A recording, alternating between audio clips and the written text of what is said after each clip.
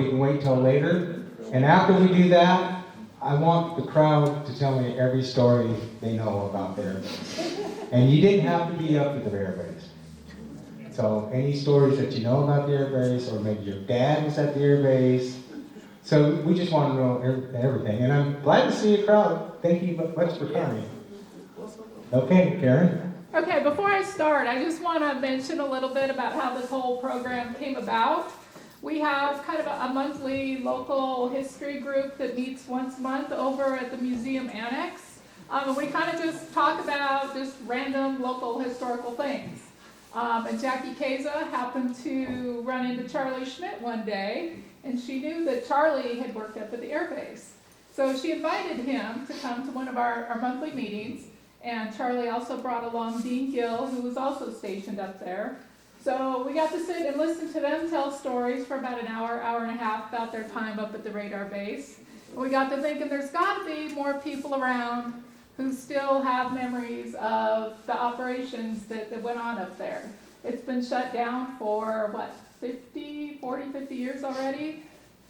So there's a lot of people in the community who really have no idea what was ever up there other than a pile of rubble. So we thought we would reach out to the community and try to gather some people together and collect your stories to record as sort of an oral history.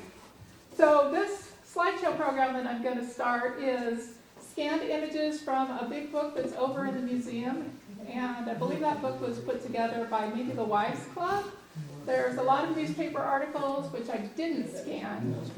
If you want to say anything about any of the pictures, just shout out and we'll stop it and let you talk. And afterwards, we'll collect any other stories. Can we get everybody that was served at the base to put their hand in the air? Yeah, how many people? Raise your hand. So a couple, we have a couple. Nice job. How many people had relatives that served up there or maybe worked up there in some other civilian capacity? I know a lot of civilians had interactions with the air base as well.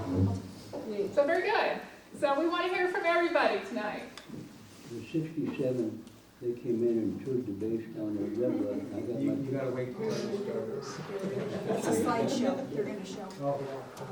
And we don't have a lot of narration to go along with this. You buy beer for everybody afterwards.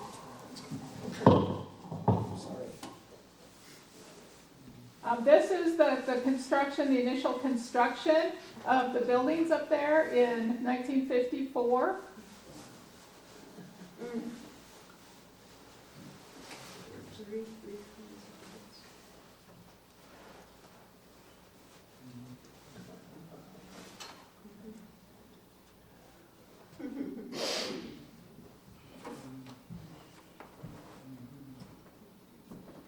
If you recognize anybody, holler. That's the tower. Yeah, because most of these photos weren't identified in the album, so if you know anything about them, we'd be happy to hear. That's operations here, that's around Roger. Empty dome, that's where he was the high grader. That's operations here. That's where I spend most of my time there in the chopper. Yeah. So we tried to make a soldier out of me, and I These pictures are from the very first open house that they held up at the radar base for the public. And the newspaper article said that 800 people came up to come check things out. Father Egan. I was gonna say, Yeah. that looked like Father Egan. Was that Father Egan? Yeah. Really? Well, not the, You wanna not the go back? slight, not the slight man on the left, the one whose head was cut Yes, off. if you would. Oh, okay. that's the That's been motor so pool. long since I don't know who the slight man was on the left. So the priest was. Yeah. No. Oops. What are we doing? Sorry. You're fine. It doesn't take very long to go through and just start all over, Karen. Yeah. I thought so too. That's Oh, That's Father Egan. The big guy. Does anybody know who the other man is? Priest? Yeah. Because he's not identified either. Everybody's smoking. I could look up and see if there was another pastor. The priest after him was Father Roden, was after Egan was here. Gotta make the- But I don't think that's. No, it isn't. That wasn't that guy. That looks like.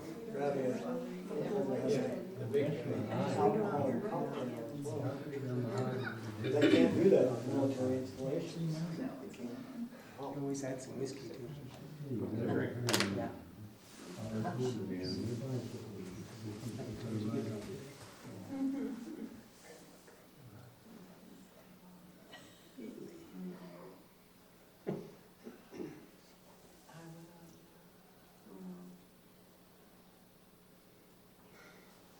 Oh,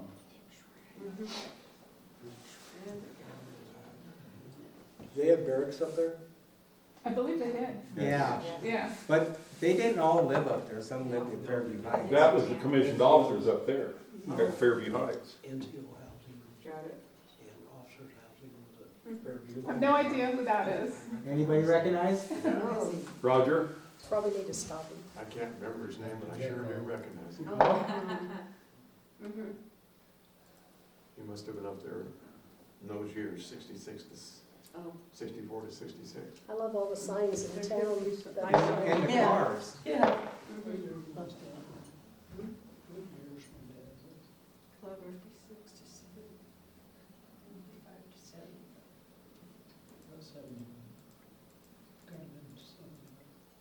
Because it's closed down in 60s. What is that? That guy?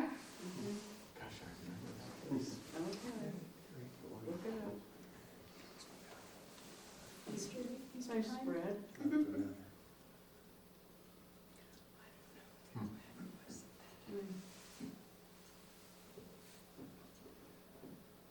Yeah, Joe. Yeah,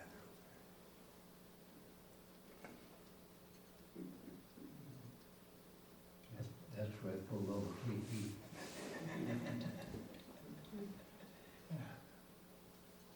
Is this the opening night ceremonies? Is this the first one that they have up there? I think some of these are other functions that they had up there. Oh, that's Mrs. Barber. And that's her daughter. Wait a minute. You mean Mrs. Barber, the school teacher, the Yes. first grade school teacher? And that's her daughter. I'll be damned. Yeah, she's a good teacher. That lady? Did Burns grade school. I think she paddled me. Well, you probably deserve it. No. Not a wheeler. Although I think I got cattle. They could put you back there. Oh, and They that's, could get you back there. that was her son, over to the left. Oh. Wow. That's awesome. So what was their connection, do you know? She probably was dating one of the guys. She was in my class in school. No. Who was? The daughter was? Dolores, yeah.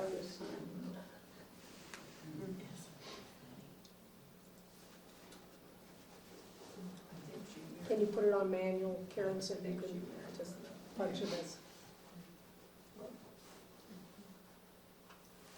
I like the fact that they had sporting teams and all kinds of activities going on. Yeah, and I have no idea why there's a picture, must be the infirmary. Yeah. I don't understand that. you went to get shot.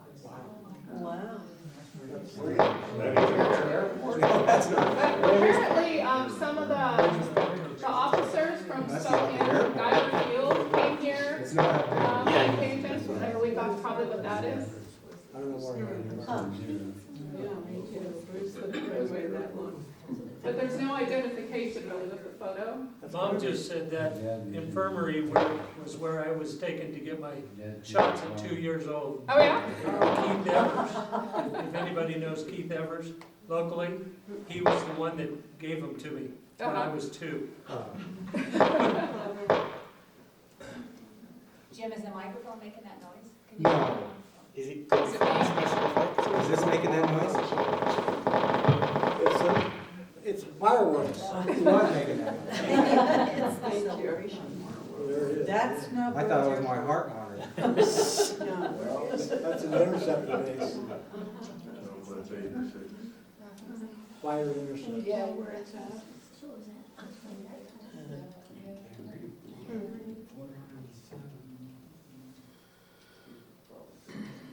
We should know some of these kids. Yeah? Probably are some of those kids. No, not necessarily. Terry might be though. Hey, you spent a lot of time in the NCO club.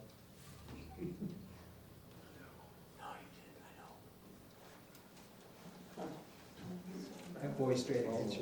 Sure does. Doesn't he? But these pictures look like the fifties, when it first Sure, opened. yeah. Just when I was growing up, it just came up. Yeah.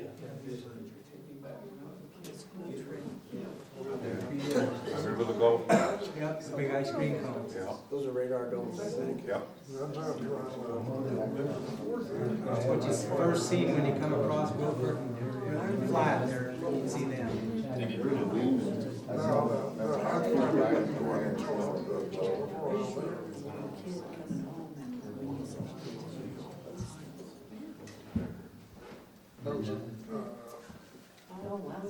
Probably the Springer 58. Dorothy Hickman. Where's your house, Bill?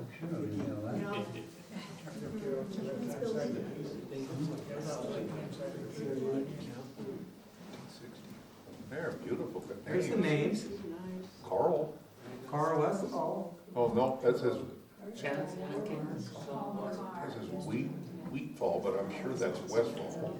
Let's see, which one is it?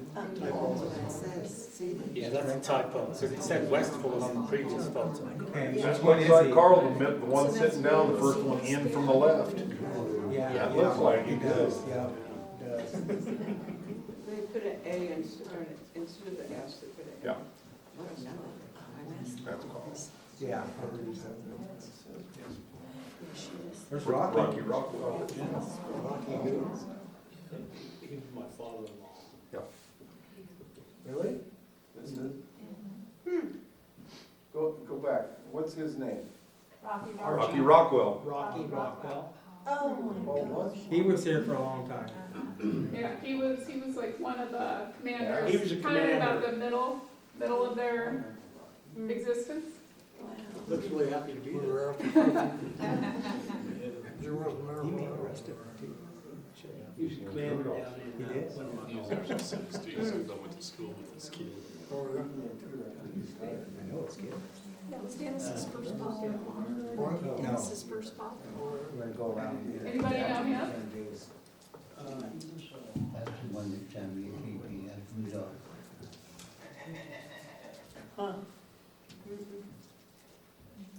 Have you ever gonna learn that? I don't think so.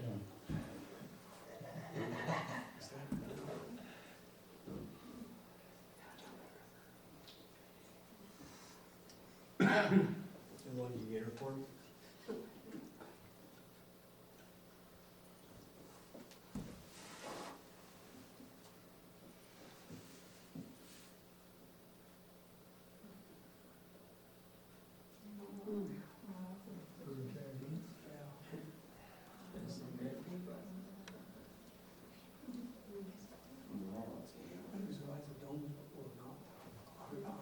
That makes it look flat, it really isn't. Yeah.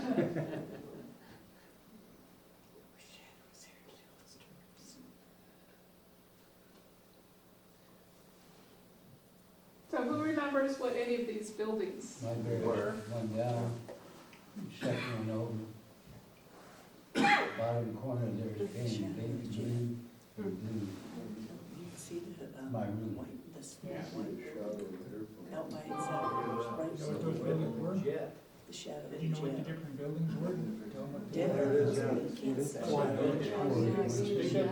gotta be just a shadow. She's asking. Flying over, that's why you take the picture. Cindy points out, Shadow. Yeah, the shadow of the airplane. how crazy is that?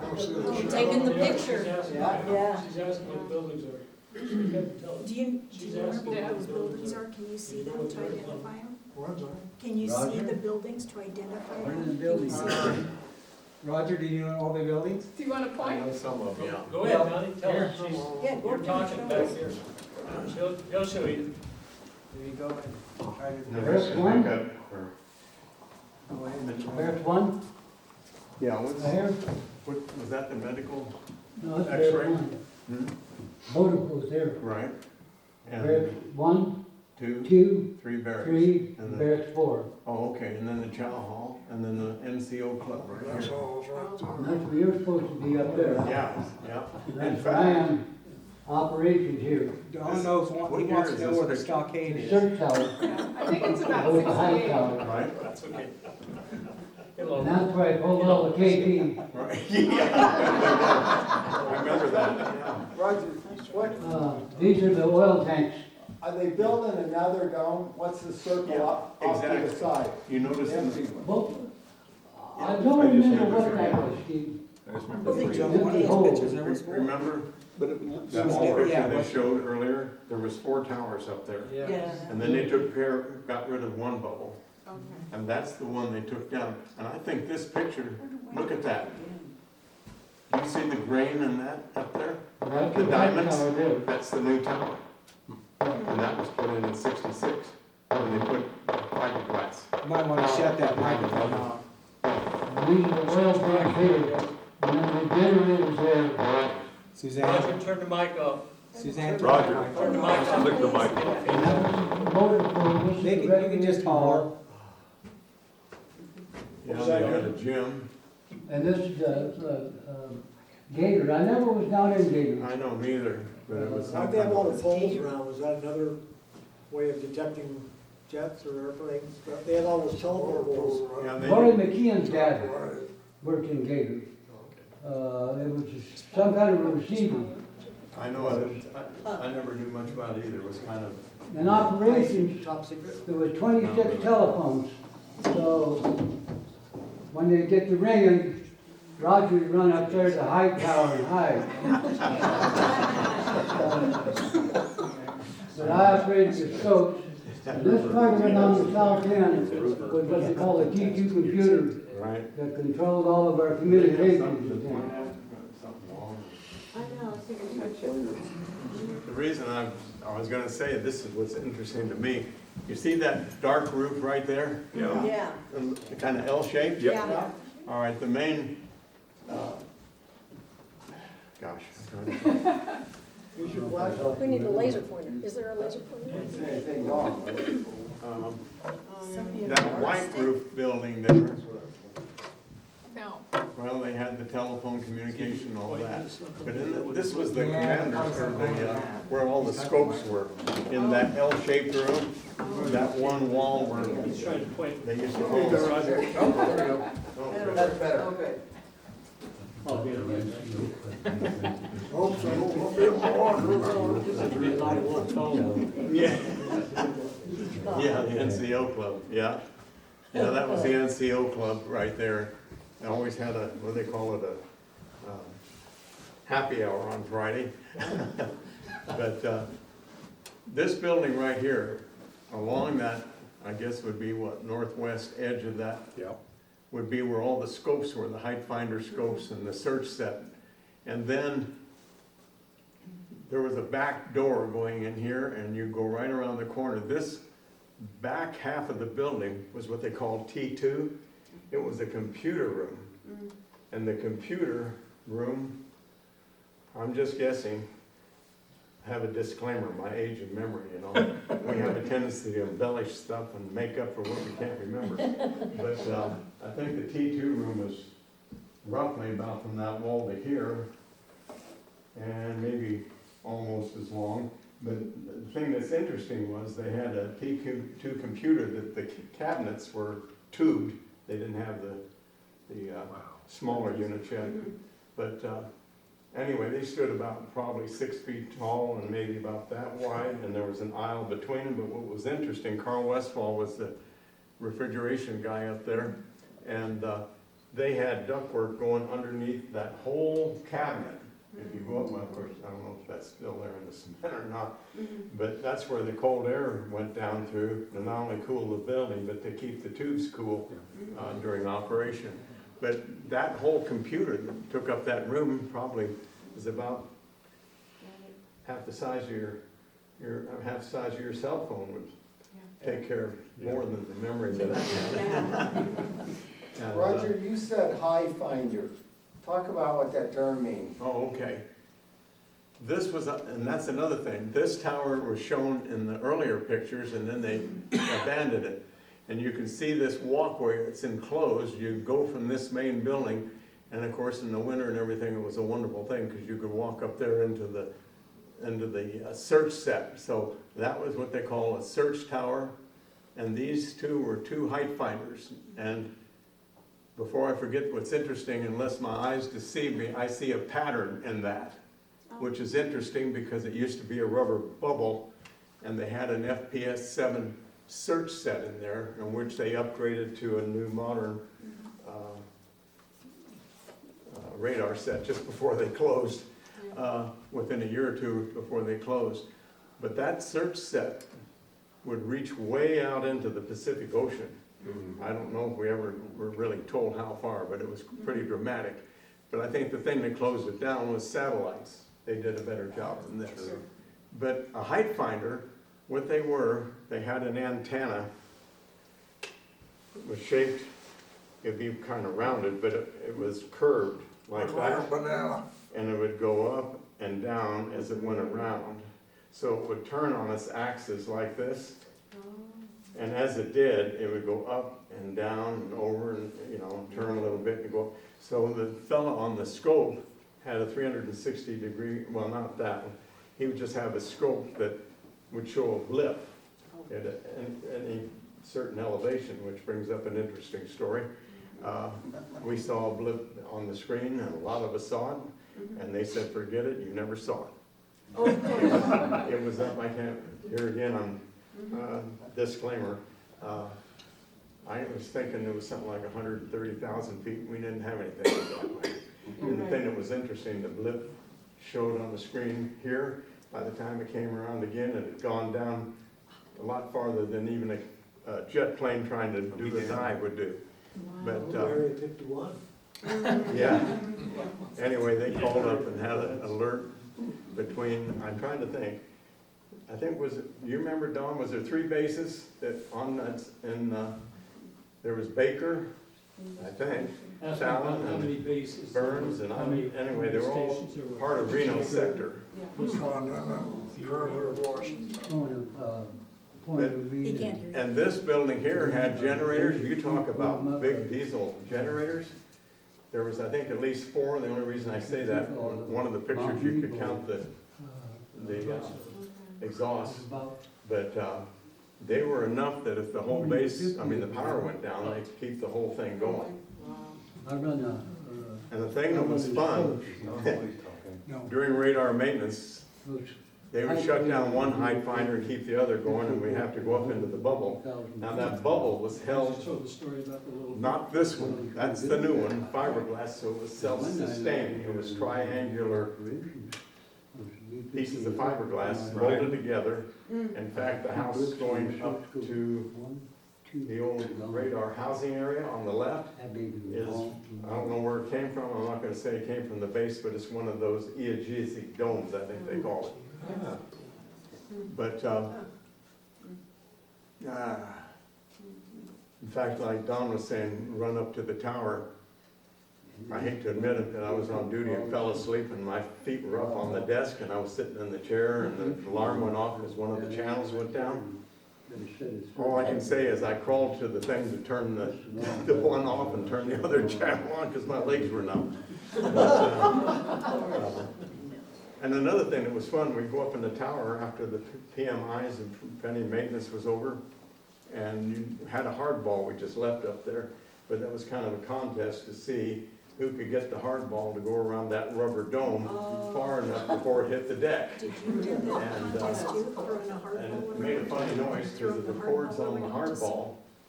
would go against the grain of the rubber. It was kind of like a canvas surface, so it was fine, and you throw that ball and you. I'm not gonna tell you how many times it made around my head, but,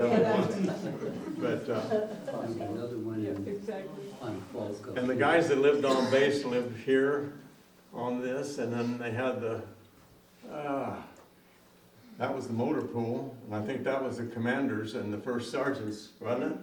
Remember Don? Commander, First Sergeant. Motor pool is clear on the right side. up That's the where I had top. that private commander's call, And what I don't remember, once in a while. I remember they had That's the medical, administration. and this was a Hobby shop. They had a wood shop, and then there was the medical, and I don't remember which one was which, or whether they were both medical, because my wife went up there to see the dentist. What am I And, supply? He said, But, what was supply? I wish I could hear. So Roger, I have a question. The metal shop and the welding shop at the high school, that came from the radar base. Oh, Is that yeah. these buildings out here on the further right? Mm-hmm. Yeah, a lot of that came down. In fact, The school got it. it did. Yeah. And in fact, one of the old refrigeration units is still working up at the Heinz Grade School that came down from the base. It's one of the old 1725. Crane got one too, didn't it? I don't know, Steve. I remember they took them apart up here, brought them to the high school and put them back together. Yeah. There's a Roger Quonset mentioned house it. in, on the hill too, isn't there? There's two over by the grade school, but I don't know if they came from up here or not. Okay. The two little homes over here Yeah. across from the playground at Slater. Yeah, a lot of the base came down and went to different places. But I'm trying to think, oh gosh, I'm trying to think of his name. He lived out in Heinz for years. What about You that remember, Don? observatory thing that's at the high school? The name Floyd? I don't think so. You mean the observatory? No. Terry, do you remember his name? Hollis, Floyd Hollis? Floyd Hollis? Floyd Hollis. Yeah, anybody remember Floyd? I remember the Hollises, yes. Yeah, well, Floyd worked right here in That's where I was. the telephone answering and all that area. In fact, Floyd was in the service there when I was in there. But, So what year were you in? pardon me? What year were you in? Reported January 4th. Back 60 years ago, January 4th. 60. My wife and I had been married, what, 11 months? And So I- 64 till they closed the base? No, I was there from 64 to 66. I see. And then we got out and started the Montgomery Ward catalog store back then. But I'm trying to think, I don't remember, have any idea. I mean, that one picture showed a dome, which wasn't there when we were there. And this picture, I'm assuming, because of that triangular, I can see the pattern on it, had to have been probably 66. Because I think that went in just the year I got out. The one with the geometric panels on it? You're talking about the dome? Yeah, they took. We call it the golf ball when we were kids because it had a golf ball look to it with that pattern, yeah. It was.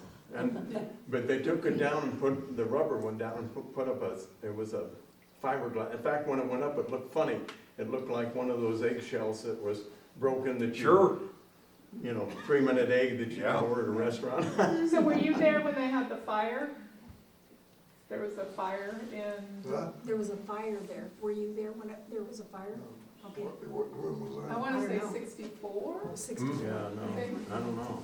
I know, D. Hill talked about it. Yeah. I know the one time that they used to have alerts up there all the time, and we always used to joke and ask what it was all about, because they didn't even have a chain link fence up around the building. So we joked, and,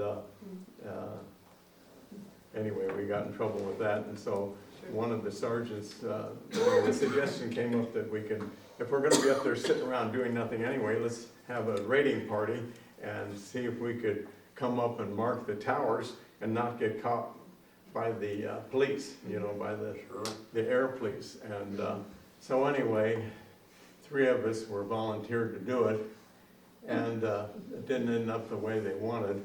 The commander was in here, and before we got done, we marked all 3 towers and captured a couple of the air police, had them give us the code to go in, and stood in front of the commander, and that didn't go over too good. So Roger, the demarcation line that's all the way around the bay, that was not fenced off. That was just a scratch line in the dirt. You know, they had kind of a rickety fence, you know, like you'd have on a farm or something, but it wasn't a chain link. Didn't look military. No, nothing to it. In fact, we could go through it real easy, you know. But It was a lot, and you know, it was interesting, back in those days, we all, and you remember, carried our rifles in the back of our pickups. Yeah. With a rifle rack. Yeah. And you could take your guns up there at the base, and I remember we were up there shooting a porcupine was out there. Try that on an Air Force base today.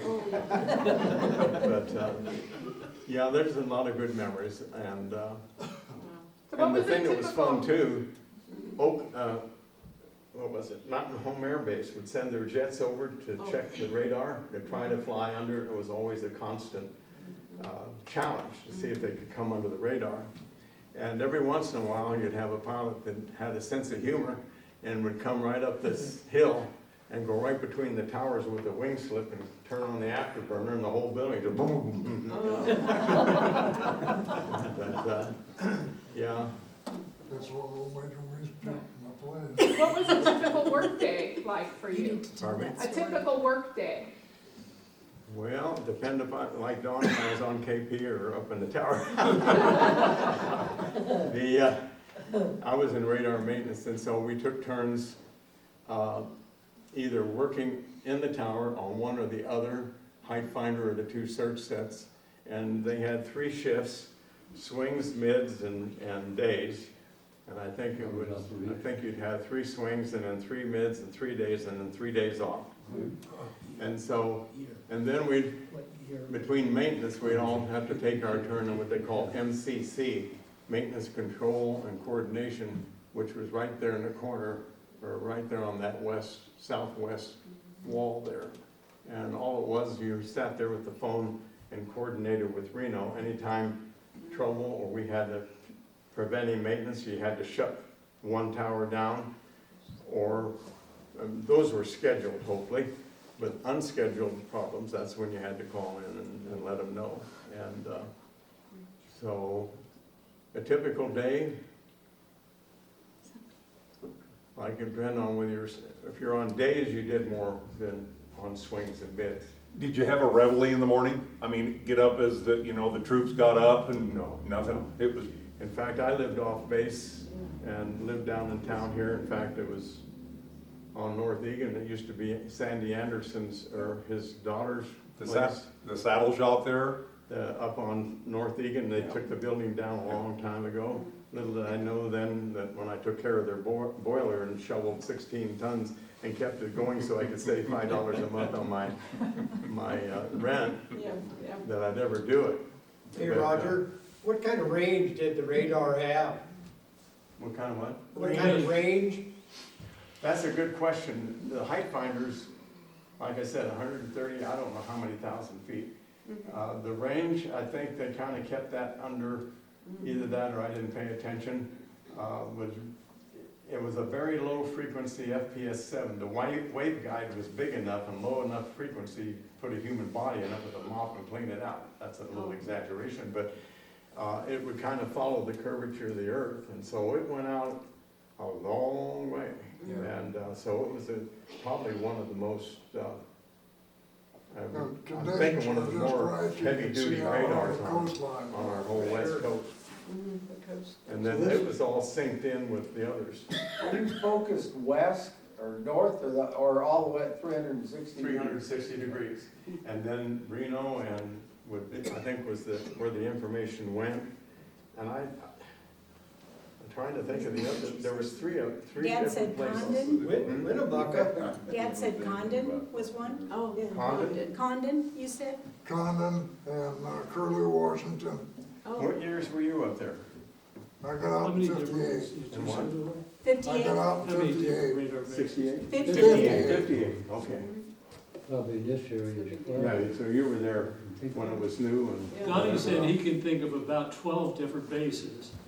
Donnie said there were about 12 bases. Was there 12? In Washington, Yeah, I couldn't remember. Washington, Northern California, Winnemucca, Idaho, Nevada, and Yeah. Nevada. Tonopah, Nevada, Right? and Burns, Condon, Curlew, Washington, and there's one right up on the border. What the hell was that? Was it Where the Indians have the race up there, you know where they? Oh, Omac. Omac? Oh, my, yeah. Okay, yeah, thank you. Well, here, I better, Well, I somebody want to else. ask a quick question. Since I grew up underneath my desk waiting for a nuclear bomb to go off, Yeah. was that what this was all about? Sure it was. It was Deterrence? Cold War. It Cold was the War. height of the Cold War. Well, yeah, War. this was, this was. Keeping an eye our on the defense, Soviets. Yeah, because that's all we had until they, when they came out with satellites, then that put this to rest. Roger, was there a focus for you about being a target for, in the Cold War? Yeah, I never heard of anything of our towers being in danger other than if we were, raided by an enemy coming in. And this was to defend the coast. I mean, that whole, and of course, 360 degrees. And our information crossed and tallied with the others. So it all went into Reno, so they had one big picture of the same thing. But it was just kind of a Cold War, like you say, protection in case Russia wanted to fly over or whatever. All right, well, thank you, Roger. yeah, thanks a lot. You got more slides to show? I think there's probably just only a couple. Okay. Thanks, Roger. You bet.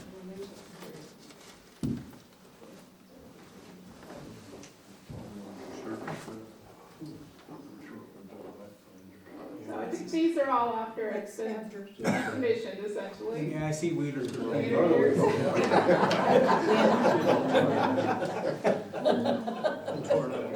You think we got one of the guys that tagged those buildings here? Probably a couple of them. Where's the photos? And that's the logo of the radar squadron here. Big old rattlesnake. Wow, that's cool. Are these your pictures, Roger? Roger, these your pictures? That's a good one. I don't know the red in it. It should, unless. That's just when the A-ball went off. Yeah, I was gonna say, it looks like Kind of red. Yeah. There's supposed to be black and So white. that's all I have for pictures. Dad, tell some stories. Yeah, we'll go around and if somebody wants to get up and state your name and tell us your story, we'd love to hear it. And you don't have to stand up if you don't want to. Do you want the microphone or? No. Okay. I'm Pete Johnson, and I was stationed up there from March of '56 until November of '58. And I can remember spending several cold nights up there when the wind whistling down your back. And it got cold up on top of that hill. Tell about the chocolate bar. What's that? The chocolate bar? The chocolate bar that you had in your. Oh, that wasn't me. Oh, okay. One of the guys who was up there, we got to wandering around, and he went up in the bubble, and when it was running, it was lucky he didn't get baked. But anyway, he had a chocolate bar in his pocket. When he came down, all he had was just a handful of goo or the radar beams that just melted the chocolate in his pocket. microwave. Yeah, it's a microwave. Now tell about the guy that you were telling us the other day, the commander that we Oh. or whatever. The squadron commander at the time I was up there was a guy by the name of Major Weiss. Major Weiss was not well liked. He was an old school military guy that he was pretty tough. And we had a goofy guy there from, I think he was from Alabama. His name was Marsh. And we had a meeting one time, and Marsh said to Major Weiss, he says, "Major," he says, "you're the only man I know that can unite 150 men in prayer." And Major Weiss says, "Well, how's that?" He says, "We're all praying that you'll leave." Did he leave the next day? Did he leave the next day? Yeah. No, he was there for the duration. Major Murphy was the commander when I left. And then one final, there was a pilot that was lost once, wasn't there? You told me about that, and you helped him get. Oh, yeah. It was our graveyard shift one night, and we got a mayday from a B-52 that was flying out by Boise, someplace out east, and he'd lost all his navigational power, his aids, and we were flight following him, and the navigator on the B-52, he says, our call sign was quiet. He says, yeah, quiet.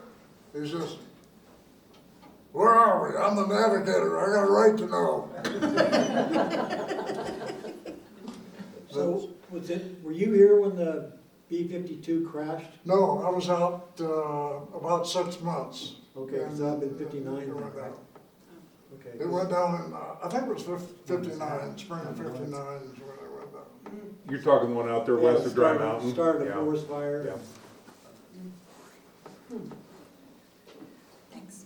It was a highly secret, I guess they were doing low level, Low-level, high. Yeah, there was, high-speed they said there flying. was 6 men on board, and the only way they knew there were 6 men, they found 6 right in. Yeah, we were out hunting. Jeez. I just found debris on Rocky. It took 2 years. Don, did you have anything else to say? No? Tell them where to stop.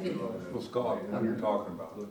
I don't know, 20 they years ago, understand. You still used to be able to see In the burnt rubber. operation, you had this And just a giant lot of body debris there. from the aircraft that was out there. Poor old Don here had to learn how to write backwards. And what they do, if you picked up a flight, target, whatever you want to call it, we would plot it across his plotting board and write with grease pencils. So whatever overlapping radar caught that track, they would know, we would assign a call number to it, like F-102 or something like that, and then we'd run across our information from our scope to the man behind the plotting board would be displayed on this big plotting board that was lighted. It was probably 12 or 14 feet by 8 foot, and that's how we tracked our airplanes. And there was only one I ever seen one night that would go across that church scope fast enough where I only got 2 blips on it.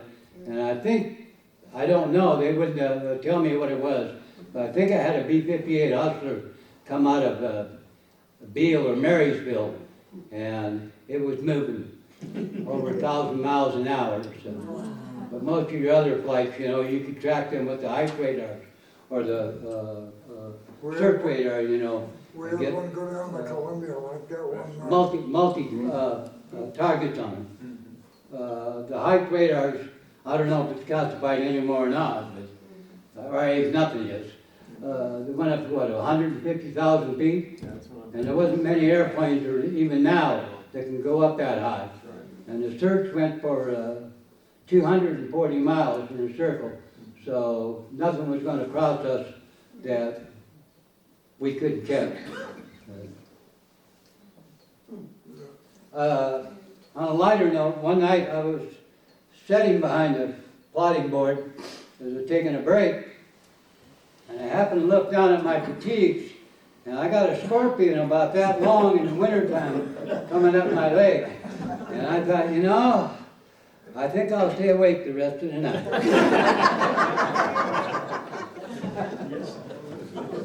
It was quite an experience. I got a question for Roger. When the base closed, I thought it stayed open longer than 68, but when it closed, the non-commissioned officers left, but the Fairview Heights, what we called it up there where the circle of, the school ended up with it. It's up there above what I call the old Kramer house. To this day, the homes are still there. Did everybody, all the commissioned officers, did they leave immediately and go to different bases? I don't think We so. had kids in school past the Well, 70s. that's what I'm saying. How many, rough estimate, how many people stayed here? Gosh, I'm trying to think, Don, how many were we up on the base? 150 to 180 people on the base at one time? How many people were on the But base? during that time, About 125. like I said, I got out in 66, and we stayed here to 88. And when I left in the fall of 88, or no, 68, excuse me. So it closed when you're talking about when you Yeah, left? they were closing. In fact, we rented our house, leased it to the Air Force Base for some housing, because they were looking for whatever, for closing it down. And I know within a year, or less than a year, they canceled the lease because they were gonna, so I know they were in that closed down mode from 68, and I think it took them almost, I don't know, I'm guessing Couple 70 years? to 70 to get her. Yeah. Yeah. But I could be wrong on that, because I wasn't here from 68 on. So the only thing I heard from them was the. We just grew up with a lot of kids that Yeah. lived at the Fairview Heights with the Seven. commissioned officers. It was plumb full of parents. The officers worked up top, up at the base, but the kids went to school here. They were, every class had radar-based kids in it. Right. Yeah. Yeah. Because it took quite a while to disassemble, and I don't know who all they brought in and whatever to do it. But the only thing I remember missing, the 50-cent Corbett chocolate sodas, double scoop. And remember the root beer Frosties at the AC&W. absolutely. Well, in the late 60s, early 70s, my mother and grandmother used to go there and play bingo. So it was still open for a while. That's what they were doing. And they kept it Roger? open for a while. At the NCO club, was there a problem with a lot of local kids sneaking in the club? I don't know, because I think Dennis was. possibility. Dennis could tell us about. No. Because Well, I was on base, I never. You didn't my wife- sneak in, you had to be invited. I was only in that NCO club once, and I don't know what it was a dance or something, my wife went up, and I went up to it, and, I'm trying to think I was thinking the commander was Rudolph. Does anybody remember the name Rudolph? Does that sound familiar to you, Don? Because we had made up a song, something about Rudolph, the site commander, had a very shiny nose. Rudolph, was he the site commander when you were there? Yes. Okay. Because it was a rumor that he was a heavy drinker, but we made up the song of Root. In fact, I got on KP for that too. I think when Rudolph, the site commander, had a very shiny nose, and if you ever knew him, anyway, we made it. Yeah.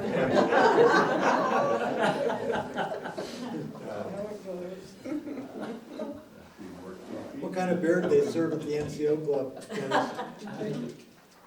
It didn't matter. Oh, no, you must have had a favorite. Oh, yeah, we had a few beers there. Dennis, when did Rocky leave there? He left there, I think, in 64, early 64 or 63. And then he must have come back. And then, well, he came back, he left there and he went down to Reno, and he was down there one tour, and then he came back here when they were shutting it. It was shut down, but he overseed some of that.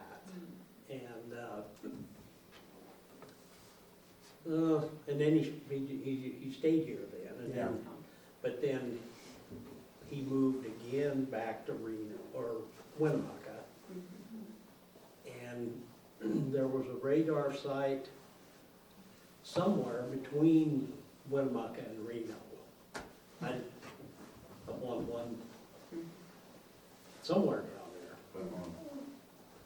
And, but anyway, he worked there for a couple of years. Anybody else have any story they'd like to share? Dennis? I don't know if you guys know my dad, John Adams. Lord took him home in September. I wish he was here tonight because he would have stories for me. But he went out of base in 1959, and to answer one of the questions, he went to Okinawa. He was an NCO, and he went out of here to Okinawa after his term here. He met my mother, and I was born in 1958. He came here in 1956. 1956 is when he came into the base. Until 1959 is when he left. What was And his name? I am very thankful that they met. She was a cheerleader. John Adams. Pardon me? Oh, okay. He wanted to know. Yeah. Yeah. It would be I same wondered time. if he overlapped. Dad's name? I knew John, yeah. You knew John. Good. I'm very happy that They run she was going to high school, a cheerleader for the Highlanders, and I was at Bonnie Lassie in the she was a spring. body lad. And Dad picked her out. Your mom's a Burns High School graduate? Yes. Yeah. And I she. think there was some issues about all the military guys in the local girls. Yeah, girls in the high school. Yeah, they took quite a few of the girls. And some of us were results. And I'm very thankful at 66 years old today. So I wish Dad were here. He didn't share a lot of the stories from up there with me, but he was quite a man. He had a pretty neat car, didn't he? Pardon me? He had a pretty neat car, didn't he? Yes. He did have a very neat car. And you remember it? I don't, but he told me about it. It was a, When I met him, he had a lavender Ford. I couldn't recall it. I'll bet that was. But yes, he had a lavender Ford. He had a lot of jobs up there. He was in the air police and he was worked in the VX and he ran the Mile High Monitor, the new base newspaper. And he brought money down to the bank and jack of all trades, I guess. And he ran a jackhammer on the big rocks when they were putting holes in. He had a lot of things. Anybody else got any stories about it? I've got something. I'm Jim Schultz. I came here in 1966 to teach science at the high school. And we had a science fair, and kids from all the schools in Harney County could enter. And my task was to find judges. So I went to the Forest Service and the Fish and Wildlife and the BLM and the Refuge and some doctors. And each one assured me they probably could get a judge to help out. So I was getting worried. And then I went up to the radar base, talked to the sergeant there, and told him what I needed. He grabbed a notepad and a pencil and he says, "How many do you want and when do you want them?" So I could have said 50, I guess.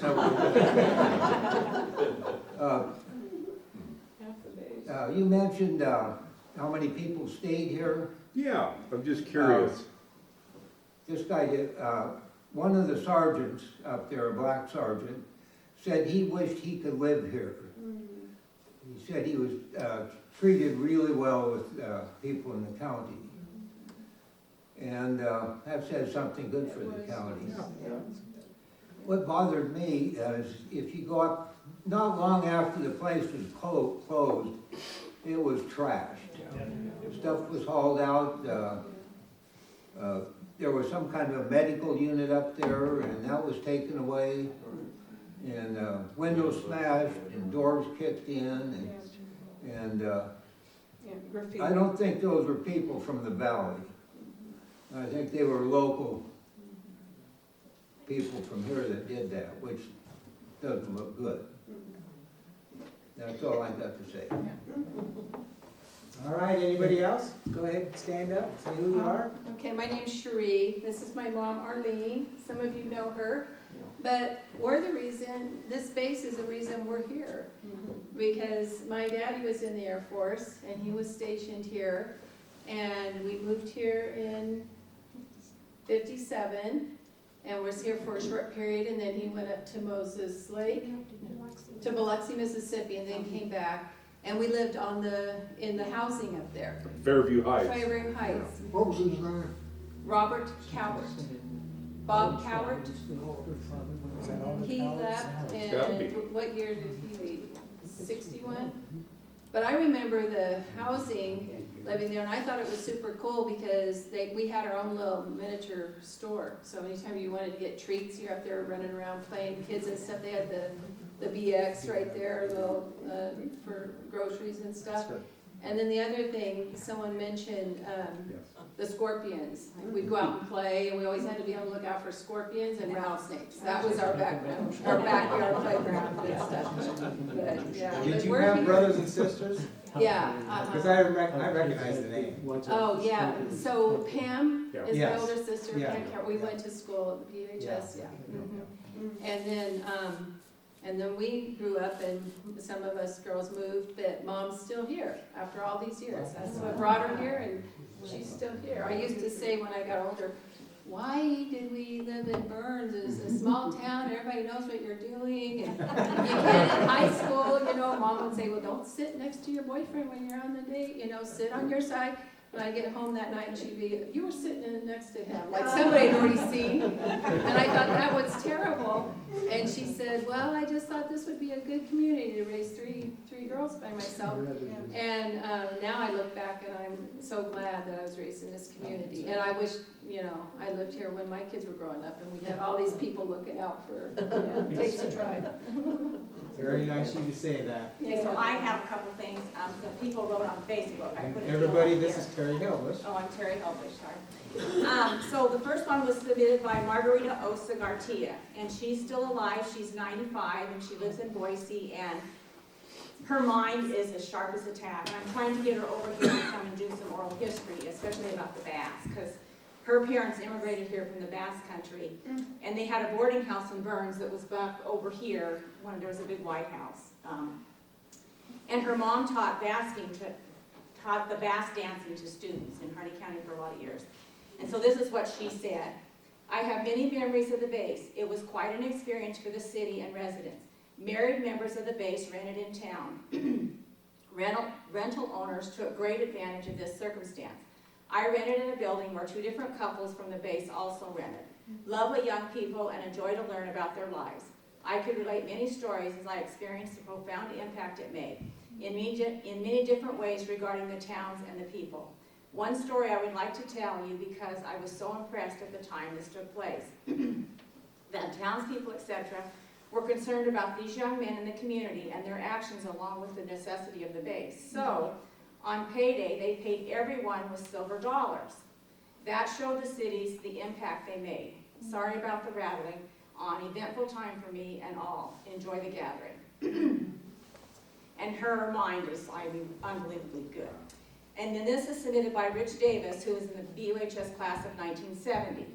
My dad was stationed there. We lived in Fairview Heights, the military housing just above the drive-in theater and the high school. He was one of the baker's cooks at the radar site.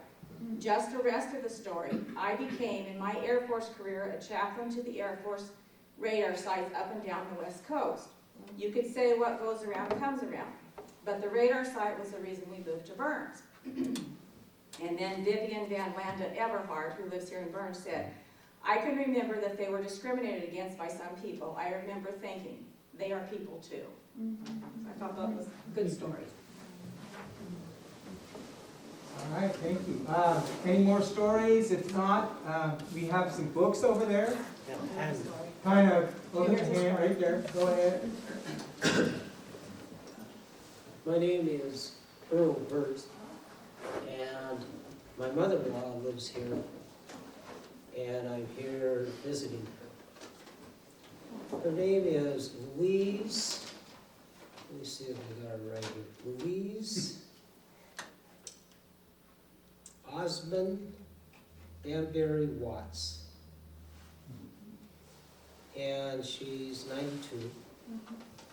And in the newspaper just last week, it talked about this presentation about the Burns radar station. And I was sitting at the table with her, and she said, oh, I know a story. And I read a newspaper article that said, if you have a story, come here.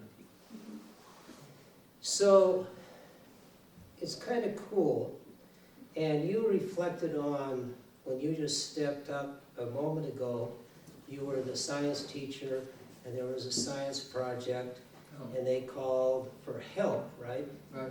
And then somebody had the idea to call the radar station for people to judge science projects. Right. Right. So I fit in with this story.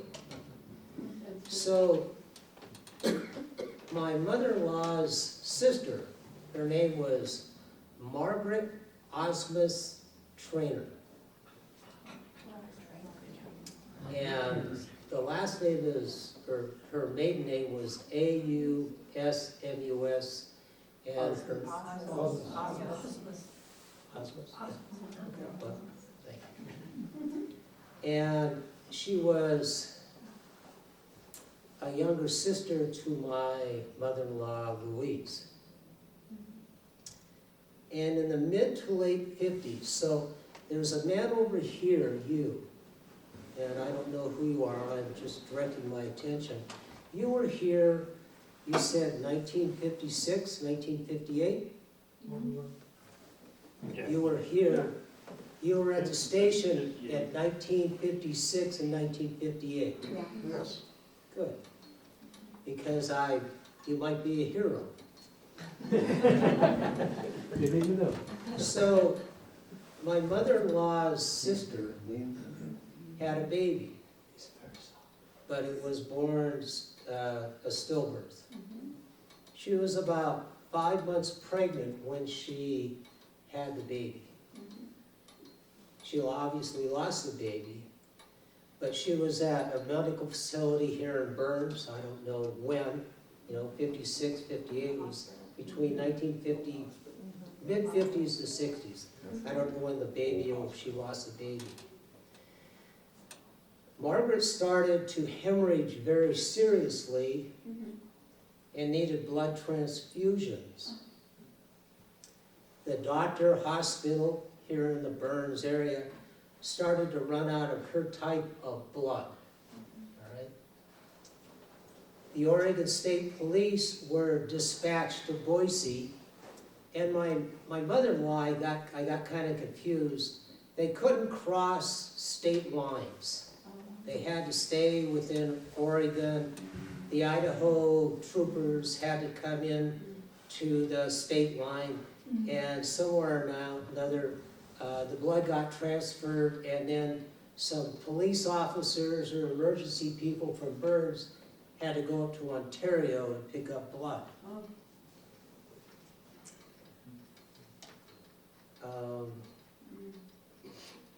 Let's see. Someone at the Burns Hospital or medical facility here had an idea, and they said, why don't we call the radar base for the Air Force folks to donate blood?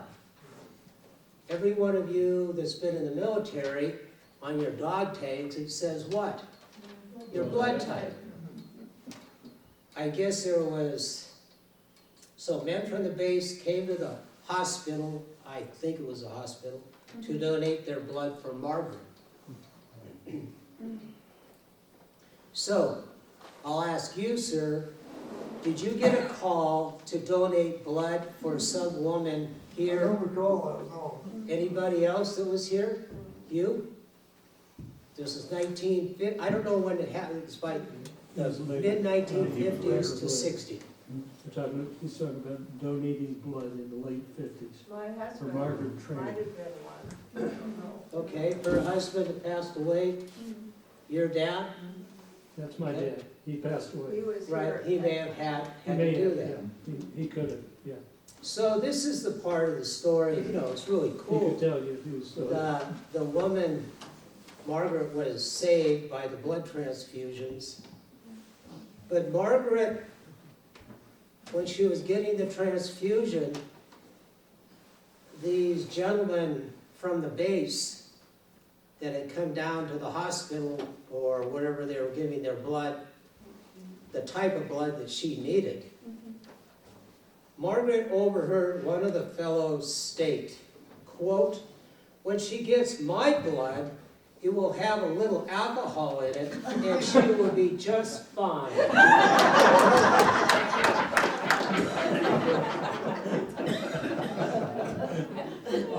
So, I'll tell you the story about it. you know, American humor continues on. So thank you.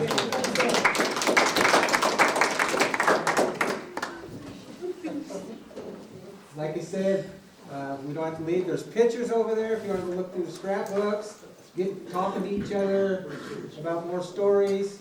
Do you want to go? Yeah, I want to thank the historical board for putting this on. Karen from the library, Debbie, Suzanne's here, and we were talking about this, and we were thinking about, okay, if we do one for the Air Force, maybe we should do one for the Job Corps. That's a good idea. So we don't know how many folks are still on the Job Corps, so put that in your minds and get a hold of me or Karen. But if you have stories about Job Corps and who maybe worked out there, we'd like to do that program also. Or any other program that you have any idea about. Thank you. Yeah. Yeah, that was great.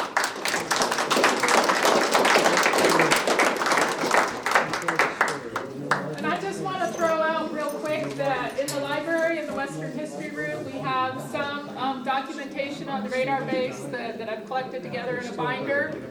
Some photos. There's a really good website online that I downloaded a bunch of stuff from, and a lot of you may be interested in looking at that at some point. And the Burns Times Herald, back a number of years ago, did a Veterans Day insert, and they profiled 6 or 7 of the different local personnel who had worked up there, including a few who are here tonight. I'd encourage everybody to give this a look too. This is really interesting stuff. We have oral history online with Dr. John Graham, and he served up at the military base for a while as well, and he talks about that in his oral history interview. I was stationed with John. You were.